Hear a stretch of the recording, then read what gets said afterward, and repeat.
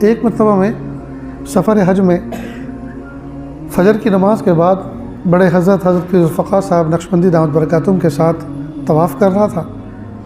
طواف کا 7واں چکر جیسے پورا ہوا، صبح فجر کے وقت حضرت مولانا صلاح الدین سیفی نقشبندی صاحب دامت برکاتہم جب حضرت پیر ذوالفقار صاحب دامت برکاتہم کے ساتھ کعبے کا طواف کر رہے تھے تو ایک ایسا واقعہ پیش آیا جو ہر انسان کے لیے سوچنے والی بات ہے۔ آخر وہاں کیا ہوا تھا؟ آئیے اس پر اسرار واقعے کو ان کے اپنی زبانی سنتے ہیں۔ ایک مرتبہ میں سفر حج میں فجر کی نماز کے بعد بڑے حضرت پیر الفقار صاحب نقشبندی دامت برکاتہم کے ساتھ طواف کر رہا تھا۔ طواف کا 7واں چکر جیسے پورا ہوا تو حضرت فوراً مڑ گئے ملتزم کی طرف۔ اب وہ تو ماشاءاللہ پنجابی قد و کاٹ ہے، ایک پرسنالٹی ہے ان کی، وہ مجمع کے اندر سکون کے ساتھ آگے بڑھتے چلے گئے، راستہ بنتا چلا گیا۔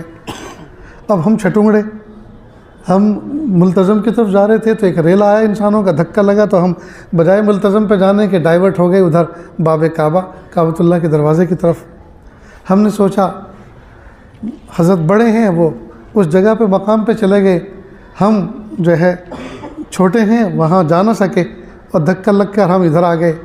خیر ہم نے سوچا، بچپن کی ایک بات یاد آئی، ہمارے یہاں میوات کی ایک جماعت آئی تھی، ظہر کی نماز کے بعد انہوں نے کتاب کی تعلیم کرنے کے لیے میری طرف کتاب بڑھائی اور کہا آپ پڑھیں۔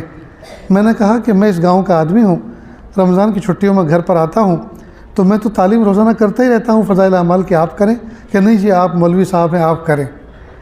تو میں نے کہا اچھا کدھر سے پڑھوں، کون سا مقام ہے جو آپ کا چل رہا ہے مذاکرے میں؟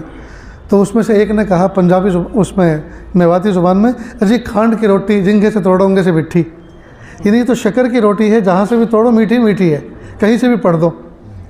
تو ہمیں بھی وہی بات یاد آئی کہ کعبۃ اللہ کے ایک کونے کا حصہ ملتزم کہلاتا ہے، وہاں بھی دعائیں قبول ہوتی ہیں، ایک باب کعبہ کہلاتا ہے، یہ تو ذرہ ذرہ اللہ تعالیٰ کی رحمت کی جو ہے برسنے کی آماج گاہ ہے، جہاں بھی موقع مل جائے مانگ لو۔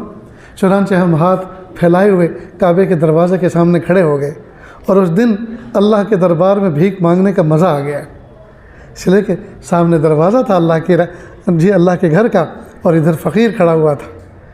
خیر میں دروازے پر ٹکٹکی باندھ کے کھڑا ہوا تھا اور دعا کا مضمون چل رہا تھا، تو جو سنہری دروازہ اس کا بنا ہوا ہے، اس کی جو پینل ہے، اس پینل کے اوپر ایک آیت لکھی ہوئی تھی، وہ آیت یہ تھی جو میں نے آپ کے سامنے پڑھی، قُلْ يَا عِبَادِيَ الَّذِينَ أَسْرَفُوا عَلَىٰ أَنفُسِهِمْ لَا تَقْنَطُوا مِن رَحْمَةِ اللَّهِ إِنَّ اللَّهَ يَغْفِرُ الذُّنُوبَ جَمِيعًا إِنَّهُ هُوَ الْغَفُورُ الرَّحِيمُ۔